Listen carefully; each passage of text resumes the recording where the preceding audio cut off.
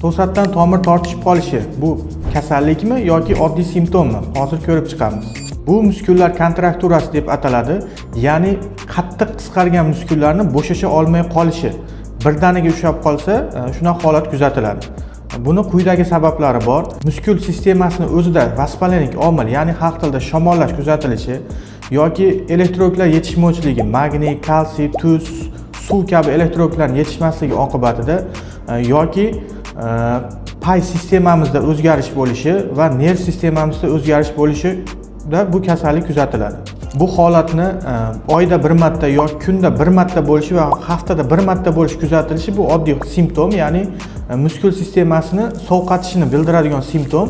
Lekin buni bir kunda olganimizda 2-3 marta qaytarilishi yoki hafta davomida 5 marta, 6 martadan ko'p bo'lishi bu narsa sizda qandaydir chuqurroq prosess ketayotgani haqida ma'lumot beradi.